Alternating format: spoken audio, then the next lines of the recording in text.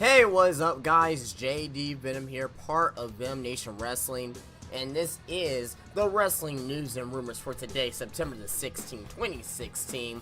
Let's get into our top story here today, and of that being that WWE on WWE.com officially announcing today the confirmed names for the WWE Cruiserweight division on Raw. As we know, this Monday coming up is going to be the Cruiserweight division premiering on Raw, and very highly anticipated coming up the Cruiserweight Classic.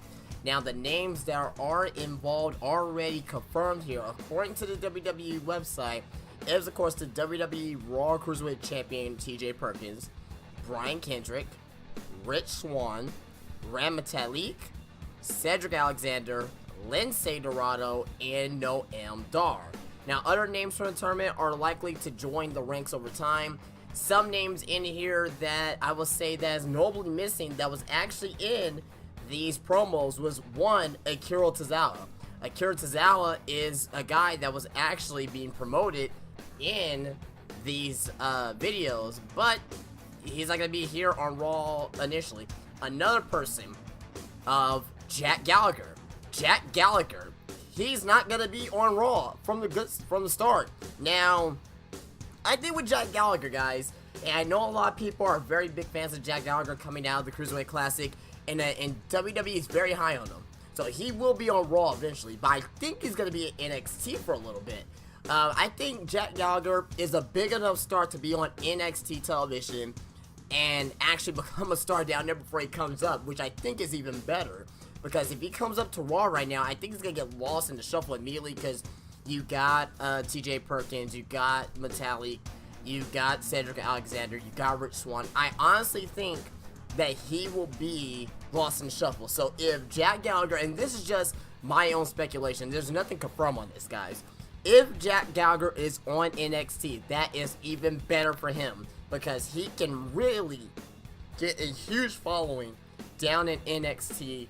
And when he does come up to the main roster, either Raw or SmackDown, it's going to do better for his career overall. So, Jack Gallagher, a guy who was not going to be coming over to Raw initially, but if he is going to be at NXT full-time, that is great. Also, Johnny Gargano and Tommaso Ciampa was not announced as well. Obviously, because they may become the NXT Tag Team Champions. So if they do become NXT Tag Team Champions, that is obviously why they're not going to do double duty on NXT and Raw.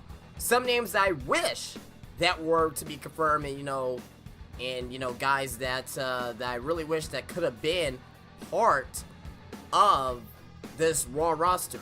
Guys like, obviously, I'm gonna, obviously say Zack Sabre Jr. and Kota Ibushi. Obviously, they didn't sign with WWE, so that is the main reason why. They did not sign with WWE, so they're not going to be there, obviously. Tyson Dukes, very, very impressive in the tournament. Very impressive in the tournament was Tyson Dukes. Drew Gulak, very good as well. Submission specialist. Hopefully he gets to be in NXT or maybe even on Raw eventually. But like they said, more names are going to be coming up soon. So, hopefully, they call... I really wish they called the Bollywood Boys. I think they are going to call it the Bollywood Boys, just because they are from India. Well, actually from Canada, but they built from India, and you know how WWE likes to draw attention, draw crowds for the, for whenever they go to India. And I think the Bollywood Boys be perfect for that particular demographic. But, other guys I kind of wish that wish that more people or more guys that was in here. Guys like Jason Lee, I thought he was impressive in his first round matchup. Mustafa Ali, I thought he was impressive in his first round matchup. I would say Tajiri, but he's at that age where he's not gonna be doing this full time, so I typically understand. But Damian Slater, another good guy, another good technical submission specialist in the ring. The guy that was from Australia. But let's see where it's going to go from here in the next coming months for the Cruiserweight division on Raw. But hurry and pumped to see where they go from here with the Cruiserweight division. Alright, so I've been talking about that for about 5 minutes. But, I'm so pumped for this Cruiserweight division to come on Monday. Now, speaking of WWE, we're going to stay with WWE here. Talk about the WWE stock. It went down today. The stock went down today for WWE. Went down 0.77% today, closing at $19.32 per share. Today's high was $19.58, and the low was $19.12. So it's the stock market. It goes up and down. So nothing really too drastic there. It didn't even go down, not even a full point today, not even a full percent. So, you know, it's whatever with that. But WWE stock overall over the past year has seen some growth in the stocks. So, you know, kind of glad that WWE is be more profitable in the stock market. Alright, but going into our next story here, talking about TNA Impact. This week's TNA Impact episode featuring a main event segment with Moose, Ethan Khan III, Mike Bennett, and the TNA World Champion Bobby Lashley to build up for Bound for Glory drew 366,000 viewers. I was going to say 3,600 views. That would have been crap. Only 3,600 viewers saw TNA this week. No, it's 366,000 viewers saw Impact this week. This actually went up from last week's $337 viewers for the Delete or Decay. I really think those extra viewers are coming on the fallout of Delete or Decay. So I think that's why that is spiking the viewership.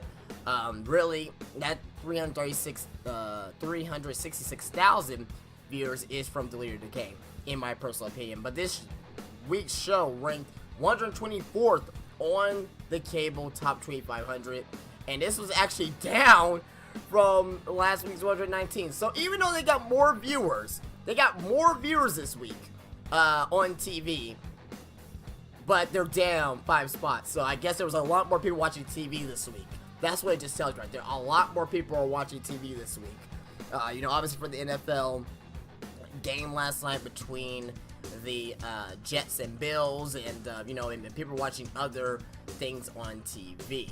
But yeah, hopefully TNA, you know, they have been doing very well as of late, putting on good content on, you know, on TV. Hopefully they can make it up to 500,000 viewers a week, you know, by this time next year. Let's just hope that TNA does that, because TNA, we do need TNA for the wrestling business. So hopefully they get some more growth on television. And going to our last story here tonight, a tweet sent out by Daniel Bryan, I'm sorry, a tweet that was sent out, keeping up the storyline between him and The Miz, going through contract negotiations for The Miz to stay on SmackDown Live. I'm liking that they are doing this here, because it gives realism to the storyline here. And Daniel Bryan sent a tweet, in quote, "It is a port for the Intercontinental hashtag IC title, and its champion to remain on SmackDown Live. It is true that at Mike The Miz and I have begun contract renegotiations." So there you go. So they're keeping up the storyline here through Twitter.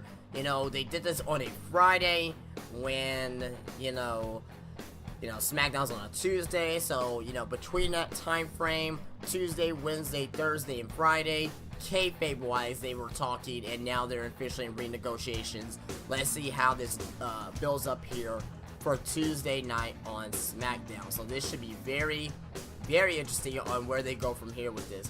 But guys, that is going to be it for me here. If you can, go ahead and leave me a thumbs up here on this video. Let's see if we try to get to 50 likes. Well, very much so if we can try to get to 50 likes. That would give me a lot more support here on this channel. If you guys did enjoy this video here as well, be sure to subscribe. Follow me on Twitter and like the Facebook page, where both those links are down below. And be sure to tell your friends and family and come and join the Venom Nation Wrestling here on YouTube. Until again, guys, I will see you guys tomorrow for another wrestling news and rumors video. And you guys have a great night. Peace out.